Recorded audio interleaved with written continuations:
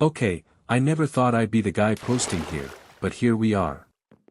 I've been lurking on relationship subs for years thinking, damn, that's rough, glad that's not my life. Turns out life has a weird sense of humor. So I'm a 34M, my wife is 32F. We've been together for almost 9 years, married for 6. For most of that time I genuinely thought we had one of those, solid but imperfect, marriages. You know, arguments about stupid stuff like dishes, money, stress sometimes, the usual. Nothing that screamed our relationship is about to implode. But if I'm honest, the cracks probably started about a year ago. My wife has always had a sharp personality. She's quick with words, sarcastic, sometimes straight up harsh when she's annoyed. I used to brush it off because she could also be funny, energetic, and incredibly charming when she wanted to be. Friends loved her. My family thought she was a little intense, but nothing crazy. What bothered me more, looking back now, was the lying. Not huge lies at first. Just weird, pointless ones. Like saying she was working late and then casually mentioning a movie she clearly watched that same night. Or telling me she hadn't talked to someone in months, then I'd see a notification from that exact person pop up on her phone while we were watching TV. Whenever I pointed it out she'd snap back instantly. Why are you interrogating me? You're being paranoid. You always twist things. And somehow the conversation always ended with me apologizing. At the time I told myself it was just miscommunication. Stress. People say dumb things. But then a few months ago, things started getting weird in a way I couldn't ignore anymore. And the first real red flag showed up on a random Tuesday night when she said she was going out for a quick drink with coworkers. That night ended up changing everything. So that Tuesday, she texts me around 6:40 p.m., going for a quick drink with coworkers after work. Don't wait up. Pretty normal message, honestly. She'd done that before. I told her to have fun and went back to making pasta while half watching YouTube. But here's where the weirdness started. At around 8:15 p.m. she sends another text, probably staying another hour. Again, fine. Except about 10 minutes later I open Instagram and see a story posted by one of her coworkers. It's a group selfie at a bar, and my wife isn't in it. Not unusual by itself. Maybe she was in the bathroom or something. Then I noticed the timestamp. The story was from an hour earlier. I didn't think much of it at first, but something in my brain did that annoying little, thing. So I kept scrolling. Another story from the same bar, posted 20 minutes later. Same group. Same table. Still no wife. At this point I felt stupid even caring. I remember literally saying out loud to myself, dude, stop being weird. Then at 9:30 p.m. she texts again. Still here LOL. Sarah just ordered shots. And here's the thing. I checked the coworkers' stories again. They had all left the bar almost an hour ago. Now my brain was doing somersaults trying to rationalize it. Maybe they split up. Maybe she met another group. Maybe she went somewhere else. Totally possible. But when she finally came home around midnight, the story got stranger. She walked in acting, oddly cheerful. Almost over-the-top energetic. Like someone who had rehearsed being casual. I asked the normal question. So how were drinks? And she said, without hesitation. Just the usual group. Sarah, Mike, Jenna, same people. But I had literally just seen them all leave hours earlier.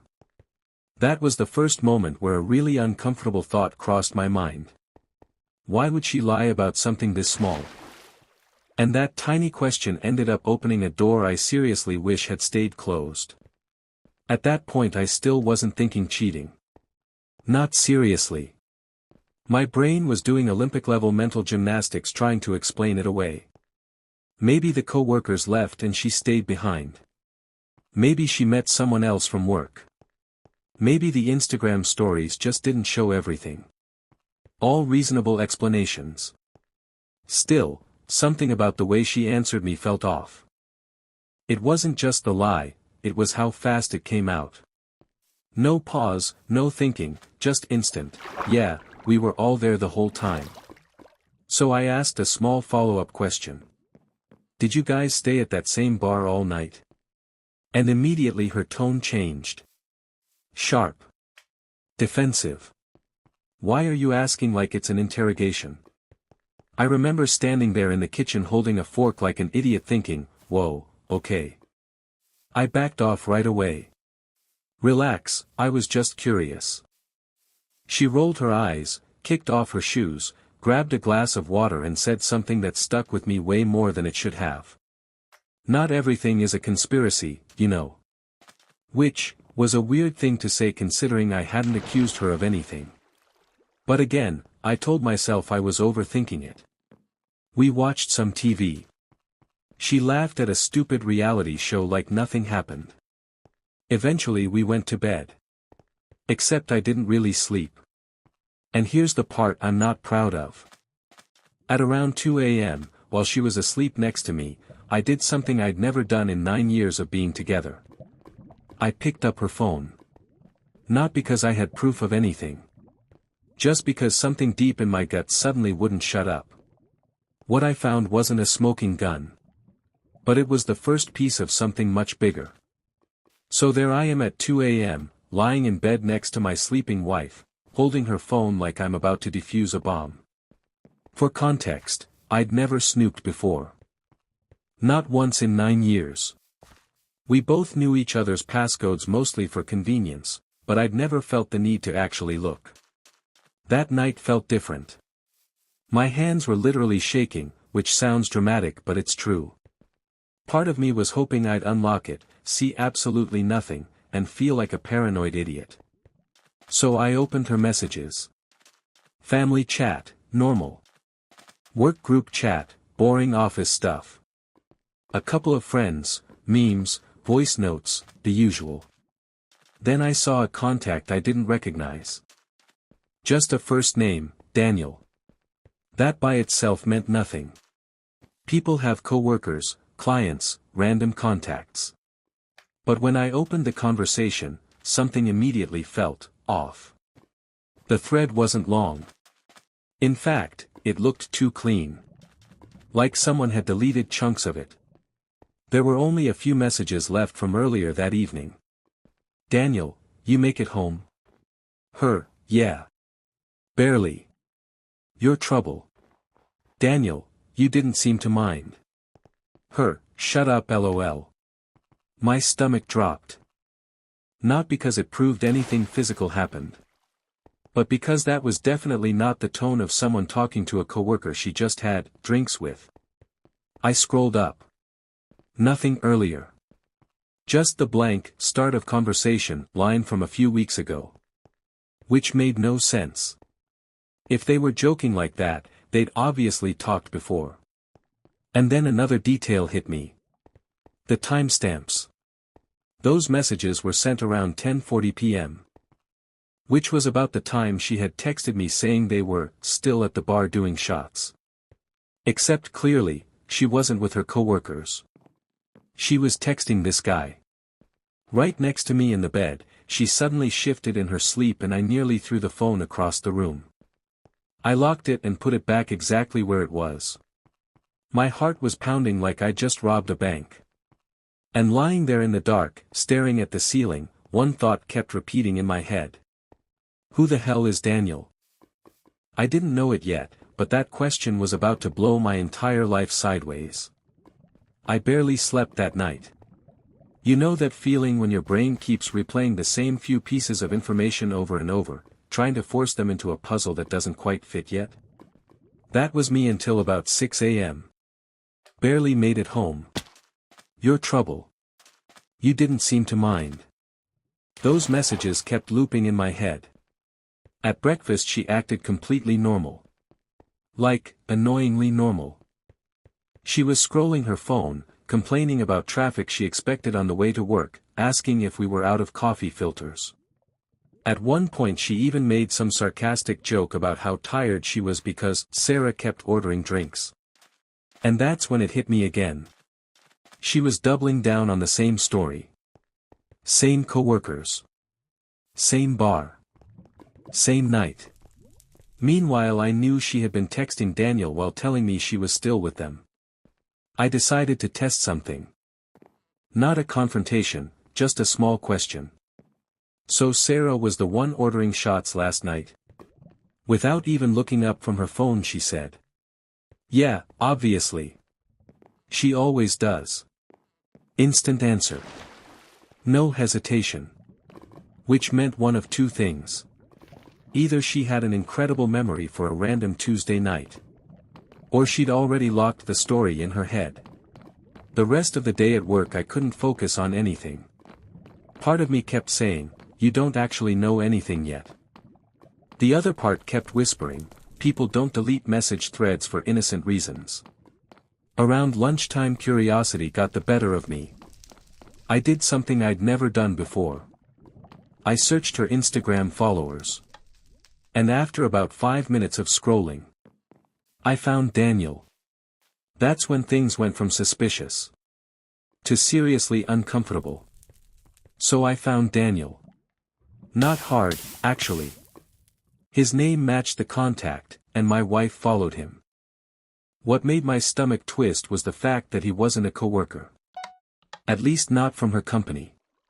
His profile said he worked at some marketing firm across town. Mid-30s, gym photos, a couple travel pics, the usual Instagram guy stuff. Nothing shocking there. But when I checked who else followed him, my wife's best friend Sarah popped up. Same Sarah who supposedly ordered the shots that night. That made my brain pause for a second. So I clicked Sarah's profile and started scrolling back through her posts. And there it was. About 3 months earlier she had posted a group photo from someone's birthday dinner. There were like 8 people around the table. And sitting 2 seats away from my wife was Daniel. Big smiles. Arms around shoulders. Everyone looked comfortable. Meaning this guy wasn't some random stranger. They had met before. Probably more than once. At that point I felt 2 emotions fighting each other. One part of me felt relief. Like, okay, maybe he's just part of Sarah's friend group. The other part of me kept replaying those messages. You didn't seem to mind. Yeah, not exactly friend group vibes.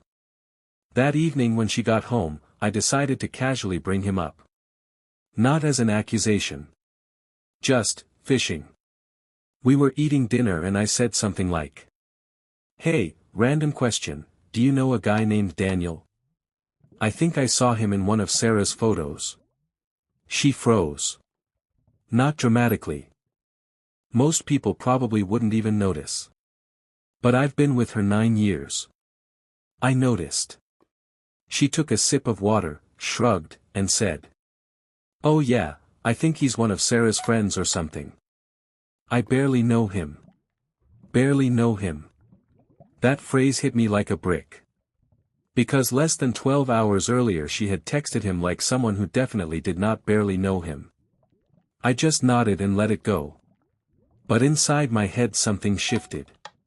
For the first time, I wasn't just suspicious. I was starting to think my wife was lying to my face way more often than I ever realized. And 2 days later, something happened that made that realization impossible to ignore. 2 days later was Thursday. I remember the day weirdly clearly because it started out completely ordinary. We both left for work around the same time. Quick goodbye, quick kiss, nothing unusual. If anything she seemed a little distracted, but that wasn't rare lately. Around 3 p.m. I got a text from her. Hey, might stay late at the office tonight. Deadline stuff. Normal again.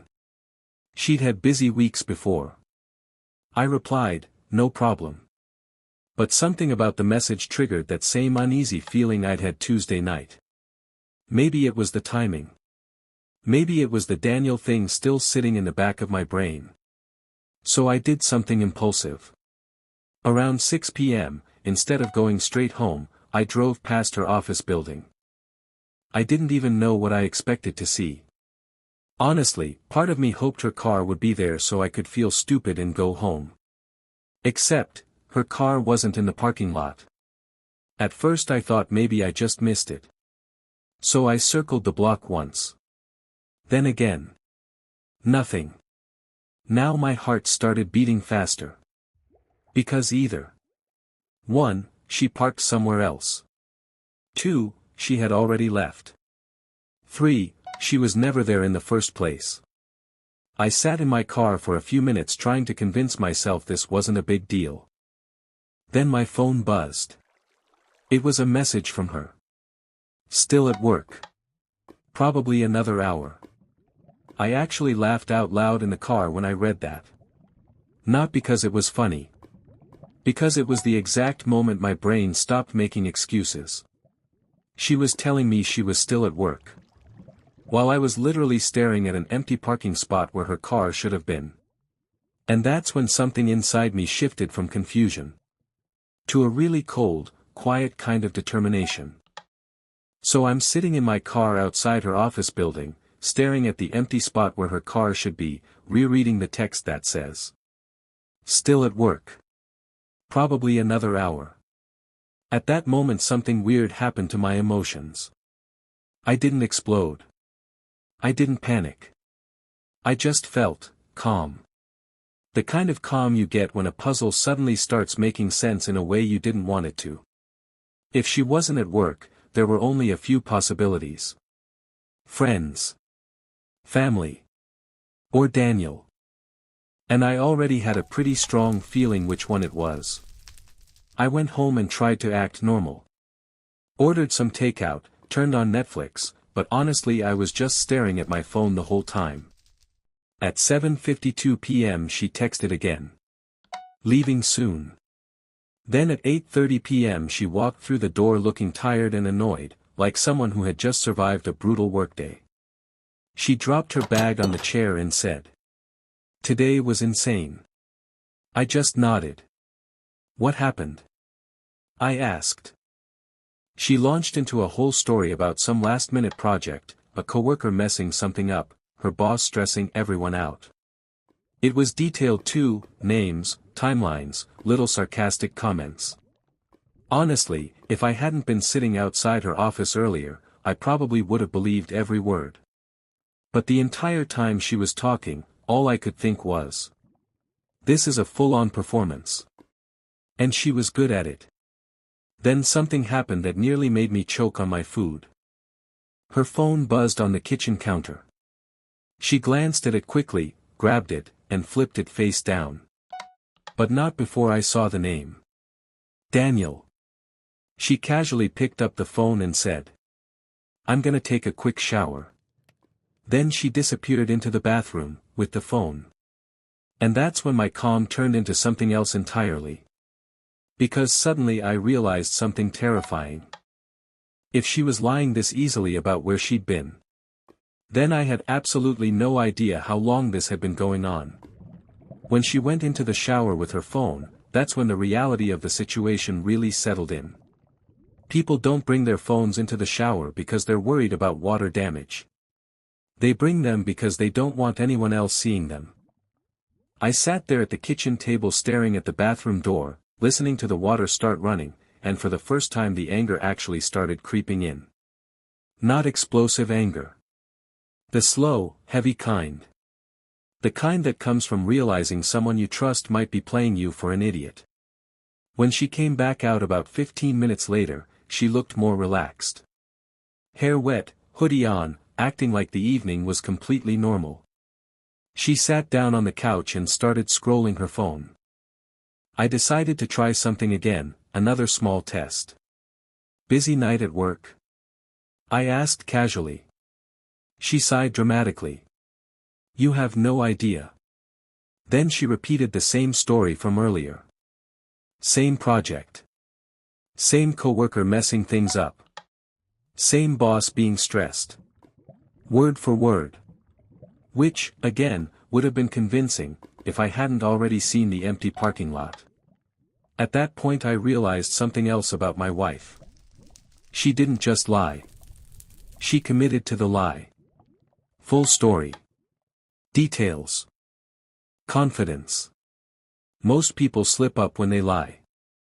Their story changes. Hers didn't. And honestly, that scared me a little. Later that night she fell asleep pretty quickly on the couch while we were watching TV.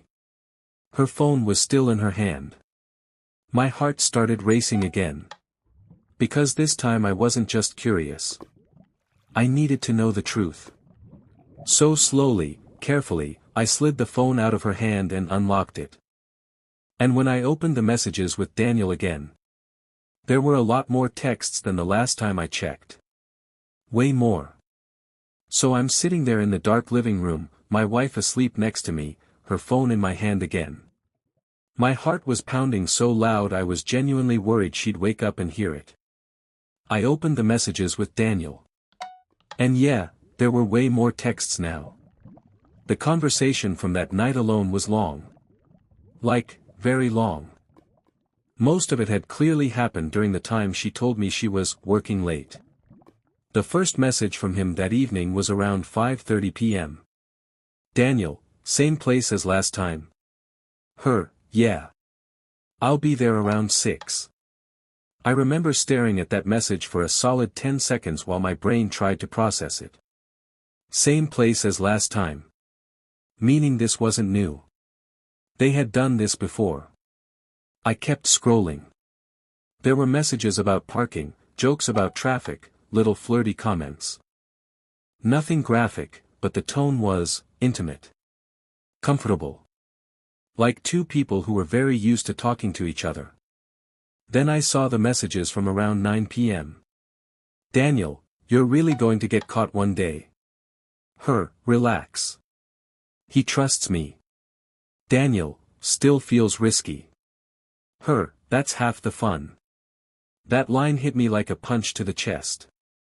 He trusts me. Not my husband. Not my partner. Just, he. Like I was some background character in their little game. But the message that really messed me up came a little later. Daniel, text me when you get home so I know you're safe. Her, barely made it home tonight, grinning face with sweat. Daniel, worth it though. Her, yeah, definitely. That was the exact part of the conversation I had seen the other night. Except now I knew the context. She hadn't just been texting him after drinks. She had been with him.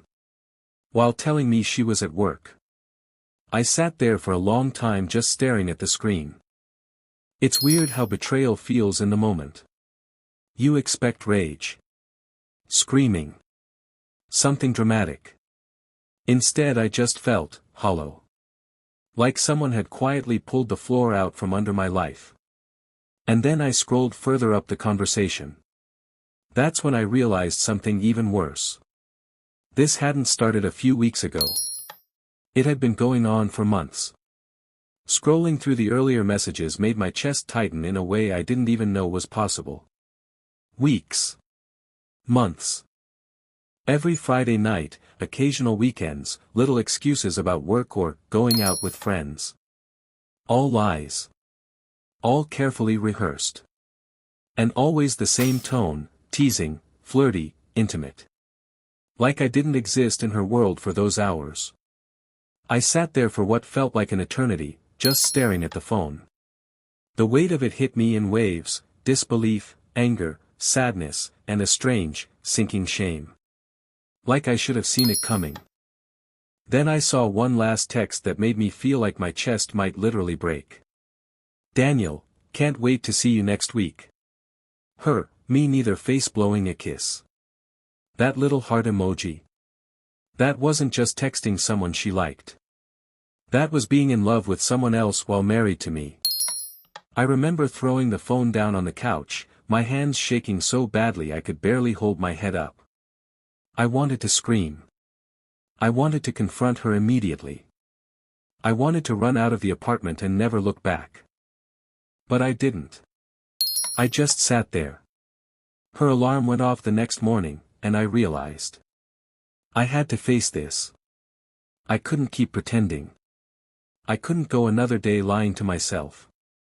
So that evening, I decided it was time for the confrontation. And I had no idea just how ugly it would get. That evening, I told her we needed to talk. She immediately got defensive, like she always did when I questioned anything, but this time I didn't let it slide. I started slow. Calm, even. I know about Daniel, I said, almost whispering. For a second, she froze. Her eyes went wide, like she hadn't expected me to say it so directly. Then, she laughed. Not nervously. Not shocked. Just laughed. You're kidding, right? She said, trying to sound casual. I shook my head. No. I have the texts. I know everything. The lies, the meetings, the messages. My voice cracked a little. I felt the anger and hurt battling inside me. Why? How long? Her reaction was infuriating. She leaned back, crossed her arms, and gave me that sharp, cold grin I hated. Oh wow, she said. You're really going through my phone now. That's cute. You always overreact. I almost lost it. Almost. But I held myself together. Overreact? I spat. You've been cheating on me for months. You lied to my face every single time I trusted you.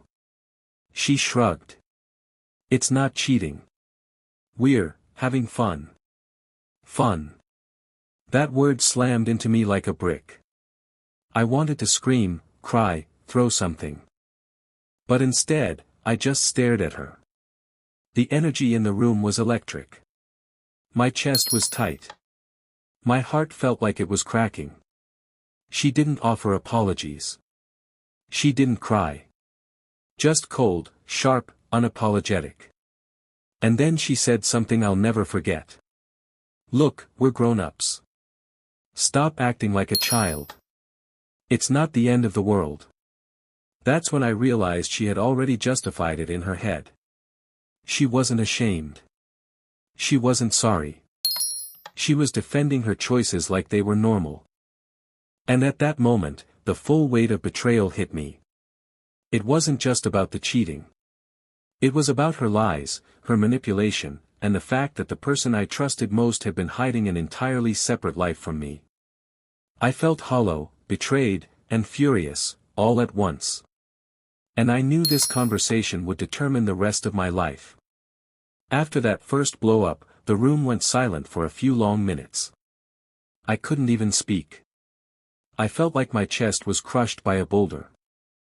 My thoughts were racing, my hands trembling. Every part of me wanted to yell, hit something, or just run away. But I stayed.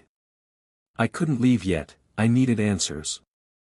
I asked the only thing I could think of. How long has this been going on? She looked at me like I was being dramatic. Then, casually. Months. But not every week. You really think I'd risk it every single time? I felt like someone had punched me in the gut. The calm, sharp way she said it, like it was just another casual fact, made it worse. Months? I shouted. You've lied to me for months. You've been sneaking around, texting him while I thought we were. I don't even know what I thought we had. Her face softened, or at least, it looked like softness, but it was chilling. She leaned in slightly and said. You act like I'm the villain here. Life's complicated. People make choices. I wanted to throw something at her. I wanted to cry. I wanted to scream at the top of my lungs. Instead, I just sank onto the couch, my head in my hands, feeling like I was watching my life unravel in slow motion. Then she said something that made me stop completely. Look, if you can't handle this, maybe it's your problem, not mine. I felt my blood run cold. Every excuse I had ever made for her sharpness, every lie I had ignored, every paranoid thought I dismissed, they all flashed back at me. And I realized, she wasn't going to apologize. She wasn't going to admit guilt. She wasn't even remorseful.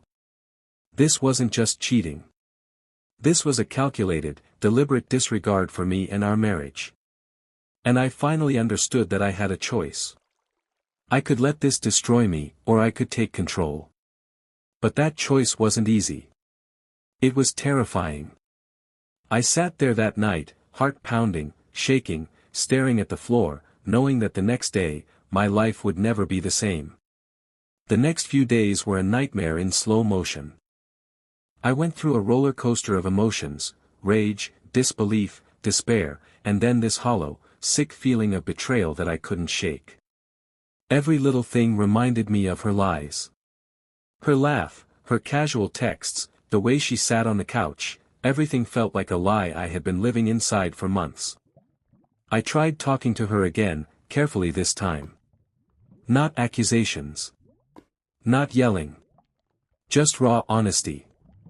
"I need to know why," I said, voice barely above a whisper. She looked at me like I was asking a stupid question.